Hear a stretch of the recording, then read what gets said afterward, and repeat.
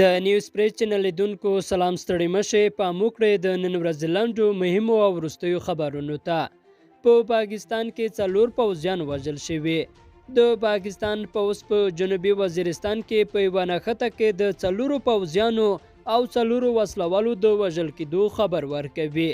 پوځ نن په یوه بیان کې ویل د جنوبي وزیرستان په ماکین سیمه کې نښته هغه مهال پیل شوه چې د وسلوالو پر یوه امنیتي پوسته برید وکړ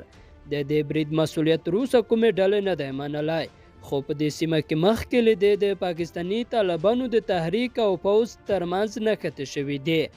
د پوځ په بیان کې راغلی دی چې پوځیان د تېرې شپې له پیښې وروسته په سیمه کې د تلاشۍ عملیات پیل کړي دي بلخوا د افغانستان په څلورو ولایتونو کې د نشه یي موادو خرڅونکي نیول شوي د افغانستان په څلورو ولایتونو کې د نشه یي موادو 10 خرڅونکي ونیول شول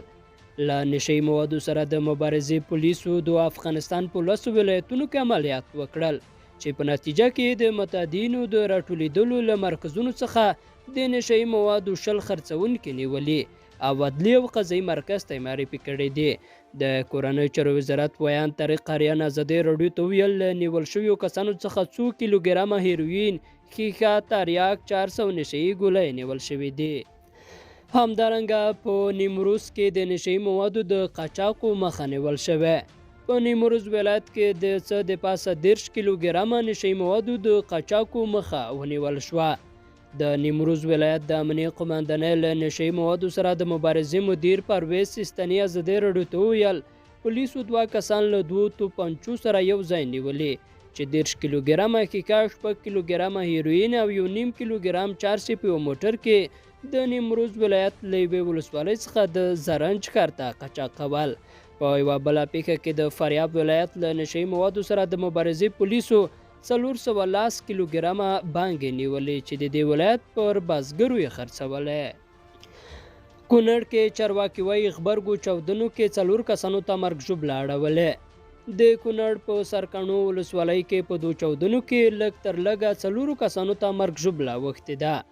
د کونړ د امنیه قماندانۍ ویاند فرید الله دهقان ازادي راډیو ته وویل لومړی چاودنه پرون مازدیګر هغه مهال وشوه چې د سرکاڼو په بحر آباد سیمه کې د ملي پولیسو پر پلې ګزما د سړک غاړې ماین وچاودید ښاغلی دهقان وایي کله چې نور پولیس او خلک د پیښې ځای ته ورسېدل بل ماین پرې وچاودید د اسداباد د مرکزي روغتون مشر ډاکټر عطاالله سپای وایي دوی ته د پیښې له ځایه 3 جسدونه او 4 ټپیان راوړل شوي دي د دې چاودنو مسؤلیت تر اوسه کومې ډلې نه دی منلی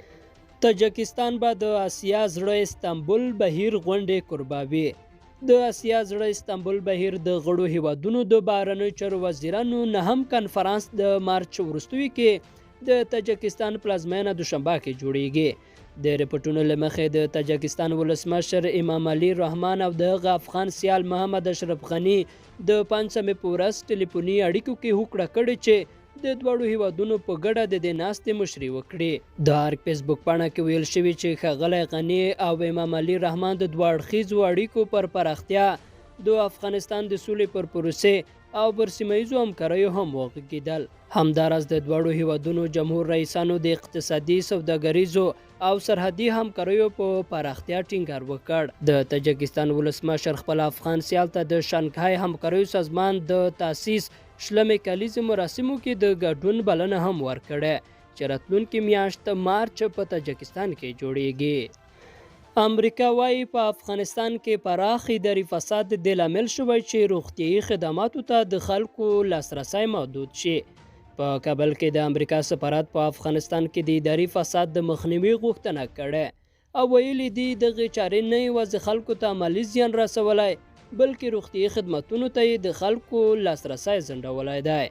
د امریکا سفارت ټینګار کړی چې د فساد مخه باید ونیول شي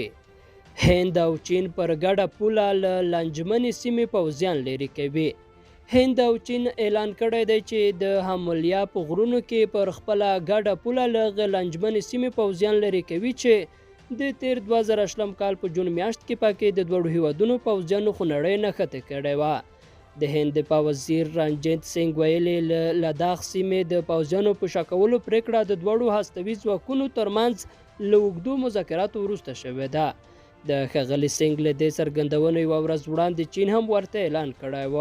د تیر کال د جون میاشتې له نښتې وروسته چې لږ تر لږه 100 هندي پوځیان پکې وژل شوي وو، د دواړو هیوادونو ترمنځ اړیکې ترینګلې وې. په دې نښته کې که څه هم وسله نه وه کارول شوې، خو رپوټونه ویل چې دا هندي پوځیان له خپلو چینایي سیالانو سره لاس په لاس جګړه کې وژل شوي وو. ویل کېږي چې نښته کې د چین پوځیانو ته هم مرګ ژوبله اوښتې وه، خو تر اوسه په دې اړه کره معلومات نه دي ترلاسه شوي.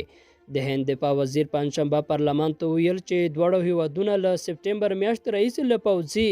او ډیپلوماتیکو لارو په اړیکه کې وو چې ستونزه حل شي. بلخوا په پاکستان کې د معلولینو اعتراض دریمه ورځ ته غځېدلی. لسګونو معلولینو پرون د دریمه ورځې لپاره د پاکستان په شمال لویدیځ کې د افغانستان د پولې په اوږدو کې خپلو اعتراضونو ته دوام ورکړ. معترضین د کارموندنې، روغتیايي مراقبتونو او د خپلو ماشومانو لپاره د زده کړو زمینې برابرول غواړي. دا اعتراضونه د فبرورۍ پر 9مه د جنوبي وزیرستان په رانګور اډه سرحدي سیمه کې په تحسین پیل شول. دوی وایي تر هغه به خپلو اعتراضونو ته دوام ورکړي چې غوښتنې نه وي منل شوي. د دغو مظاهرو یو تنظیمونکی دین محمد ازادۍ راډیو ته وویل چې په دې اعتراضونو کې 250 کسان ګډون لري چې 160 تنه د ماینونو په چاودنو، ناامنیو او د پاکستان د امنیتي ځواکونو او طالبانو ترمنځ نښته کې معلول شوي دي. د وڼه ښار د کمیشنر مرستیال بشیر خان ازادۍ راډیو ته ویلي چې چارواکي به د دغو مظاهرو کوونکو یوازې منطقي غوښتنې وارزوي. دا ادعا کوي چې دغه معلولین په سرحد کې د قاچاق د اجازې په لټه کې دي چې د ده په خبره دولت به دا کار ونه ماني. او وروستی لنډ خبره ده چې دانش وایي له اوسني فرصته باید د سولې د ټینګښت لپاره کار واخیستل شي. د ولسمشر دوهم مرستیال سرور دانش وایي چې له اوسني فرصت څخه باید په هیواد کې د سولې د ټینګښت لپاره کار واخیستل شي. ښاغلي دانش دا څرګندونې د وحدت اسلامي ګوند د مشر محمد محقق د وژل شوي زوی محمد باقر په لومړي تلین کې د خبرو پر مهال وکړې. هغه ویل دا وضعیت له موږ نه غواړي چې د افغانستان د جګړې ټول ښکېل اړخونه او د کورنیو سیاسي ځواکونو د سیمې د هیوادونو او نړیوالې ټولنې په ګډون د افغانستان د قضیې ښکېلې خواوې باید منصفانه او مسؤلانه چلند وکړي. ښاغلي دانش زیاته کړه چې حکومت په هیواد کې د سولې د ټینګښت په مقصد لوی ګامونه اخیستي، خو طالبانو د په وینا لږ صداقت او جدیت ښودلی. له دې مخکې طالبانو افغان حکومت د سولې پر وړاندې د خنډونو په جوړولو تورن کړی و. لیدونکو دا د نن ورځې لاندو مهم خبرونه چې مو واورېدل. تر بیا ښې چارې الله مو مل.